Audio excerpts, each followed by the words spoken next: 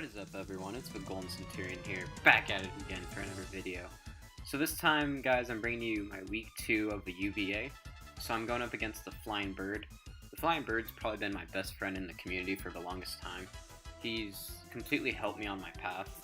He was the commissioner of the very first league I joined. He was actually my very first league opponent, and he's helped me get into a number of leagues and has taught me a lot.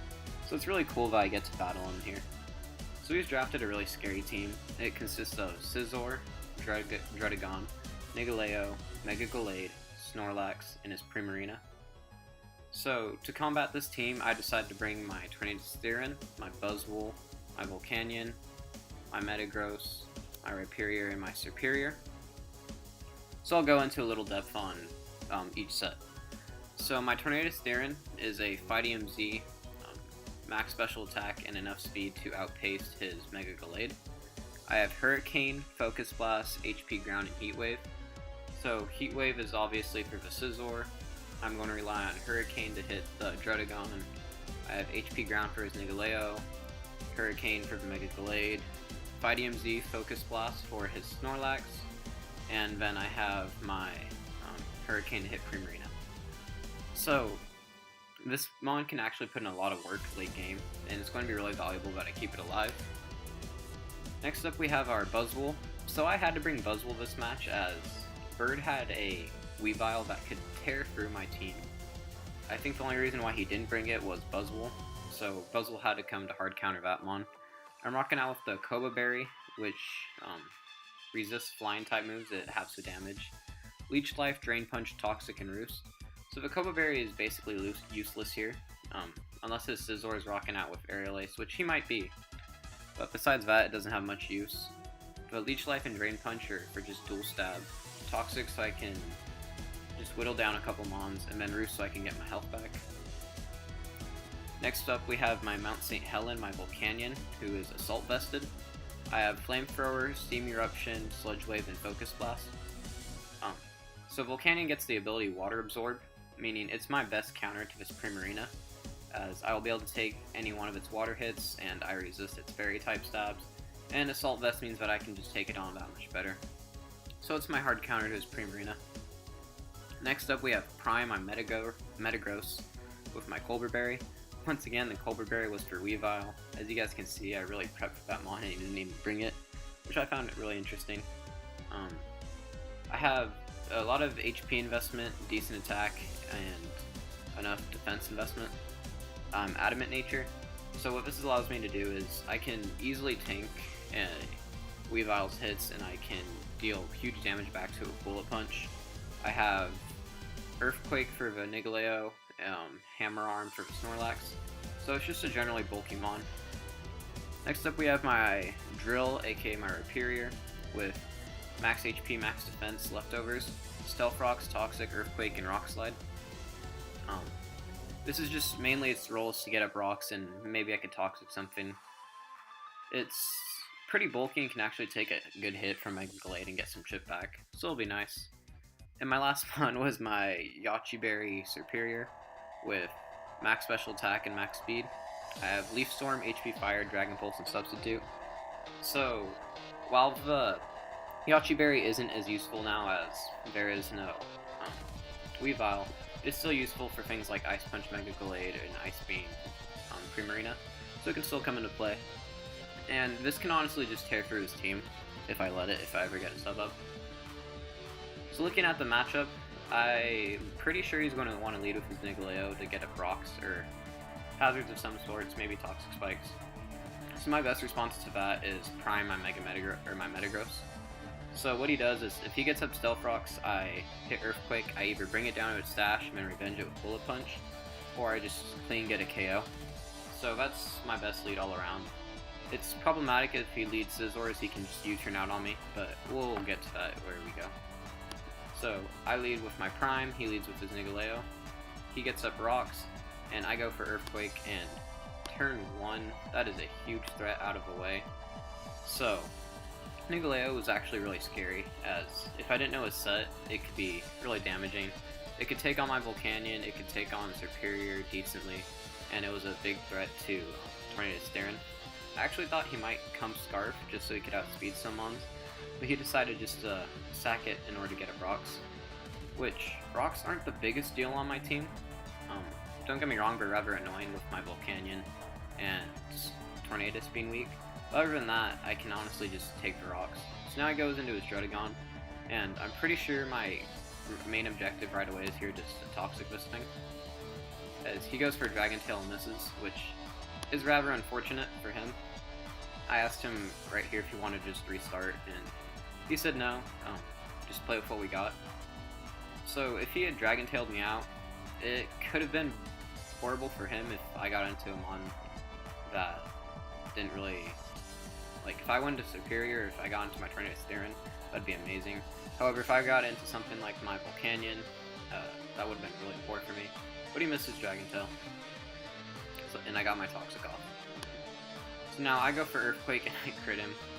He goes for Fire Punch. So I'm just going to try and whittle this Mon down. So I switch into my Drill, as I know I can take any hit. And he goes for Rest, which kind of shows me right away that the Toxic and the crit Earthquake didn't really matter, which I'm happy to see. But now his Drotagon is asleep, and I'm going to prioritize my rocks here. So he goes out into his Primarina as I get my rocks up, and I go right into my Volcanion as it's my immediate switch in. Moonblast, as you guys can see, I take 27 from that, that's nothing.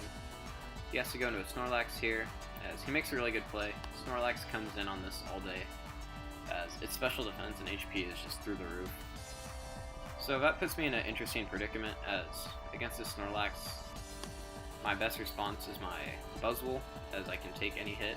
However, he makes the nice play and goes for Toxic. Had I gone into my Metagross, that would have been bad for him. However, expecting him to maybe want to go for an Earthquake or something, Metagross wasn't the best play. However, he reads me really well and goes for a Toxic. And that really diminishes my Buzzwole, as Toxic is going to be whittling me down every single turn, and Buzzwole's main job was just to stay in here and be a wall. However, I can't do that anymore. So he's going to switch into his Mayo, as I go for Toxic and he once again reads me. So I go for Drain Punch. It does a decent amount, however, I'm going to take Rough Skin and Rocky Helmet, so I'm actually losing health. And he gets a Fire Punch. As you guys can see, it doesn't do anything, but it's still rather annoying. So he goes out into a Scizor, which I did not think was the best play, as his Scizor just took a huge amount of health. It took like 56%, and now it's going to be taking rock damage, so it's really weak. And he goes for U-turn, which I thought was an interesting play, as now I'm actually going to get semi-momentum as he goes into who he wants first. So he goes into Snorlax, so right away I go into my Metagross as I can Hammer Arm this thing to Oblivion. He decides to make the nice switch into Mayo. However, after Rocks, it cannot take 2 Hammer Arms. And as I mentioned, Prime's role is kind of not the biggest here, as his didn't bring his Weavile and his Nigleo's gone, so I'm fine with just sacking it here. He goes into his Primarina, and I believe I go for Bullet Punch to get some nice chip, and he kills me with Moonblast. So now is the time I go into my Superior, and expecting him to switch out into his Snorlax, I go straight for a Substitute. So we see the Berry on his Snorlax, which doesn't really tell me much information, as he could still be a Curse Set. However, I'm expecting him to have Recycle, but under a Substitute, I can get up a Leaf Storm and then go to +2 and then try and wreak havoc on his team. So that's my exact plan. I go for Leaf Storm. I only do about 20%, but I'm at +2 now, as he recycles and gets his berry back. And now I'm at +3, and he goes back to full health. So he goes for Facade. But he's at a losing battle here, as if he were to recycle again, at +4 I'm doing way over 50%. At +3 I did 62%. So his Snorlax is just going to have to try and take me out here with Facade. It can't, because I'm a relatively bulkier and he's not toxic or anything. So now he goes into his Scizor, and that screams Choice Scarf, as I believe I was out of range of since he wasn't Life Orb, and I believe I was out of range of Bullet Punch. So he goes straight for the U-turn, basically confirming his Choice Scarf. And he goes into his Gallade, and as I mentioned, I'm max HP, max defense, so I can take a close combat here. But he goes for Drain Punch, and gets a little health back. However, my Earthquake is doing over half. Goes for Drain Punch again. He's up about 70, but after the Earthquake, he's going to be down. And finally, he finishes me off with Drain Punch. If he had Bulk up there, it probably would have been in his best interest to go for it. However, it's apparent that he didn't. So this Glade's in the range of health where I can... I have a shot to take it out with a Leaf Storm. However, if not, it's definitely in range after Rocks. So his best play here is probably to sack his Primarina, because I don't believe that Scizor is going to want to come in, especially if it's Choice Scarfed. So he goes into his Primarina and sacks it to a Leaf Storm. The crit didn't matter at all. And now he goes into a Scizor to try and revenge me. What this tells me is he dies to another round of Rocks. So I'm just going to sack my Mount St. Helen. He's going to go for Aerial Ace. And now I go into my Bird, and Aerial Ace will not do nearly enough, and I make a bad play here. I don't know why I went for All Out Pummeling. I could have just gone for HP Ground and killed this thing, and then All Out Pummeling the Gallade. However, I do go for All Out Pummeling here, which was a weird play on my behalf. I was getting a little ahead of myself. So now he goes out into his Mega Gallade, and I'm in the same predicament I was in last week. I have a game in my hands, I just gotta make sure I land the Hurricane. So, knowing Bird, because he's taught me, I know that he never runs max. He's guaranteed to have some bulk in this thing. So I'm pretty positive 2 Heat Waves will kill him. However, a Heat Wave into an HP Ground won't, I'm pretty sure. And I'm not risking a Hurricane miss. And I know that if I go for Heat Wave here, my Superior can easily click Dragon Pulse. However, what I decide to do is I go for Heat Wave, I hit it, he's down at 4, he goes for Drain Punch and gets up just to enough health where HP Ground won't kill. So, fearing this time Shadow Sneak, I go out into my Superior. The reason why I went out into my Superior is I have enough HP investment to live a Shadow Sneak 100% of the time, and then I'll guaranteed kill him with Heat Wave after my Regenerator. So that's why I decided to sack the Superior. It wasn't worth losing the game 2 differential points. So now I go back out into my Burb Tails, and I gotta get revenge from last week, and this time I do not miss the Heat Wave, and his Mega Gallade goes down. And guys, we have won our first match in the UBA, a Nail Biter versus Bird. So we are now 1-1 with 0 differential, which is kind of weird. It was a really close match versus Bird. Came down to basically accuracy of my Tornadus Theron, which seems to be a recurring theme in my matches.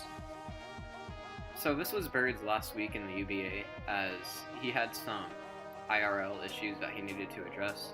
So he decided to drop from the league this week, and replacing him is another good friend of mine, Gypsy King, which, am I glad that I don't have to play Gypsy King this season. But anyways guys, we are 1-1, 0 differential at the end of week 2. We are going into week 3. I will see you guys next Saturday for that match. Peace.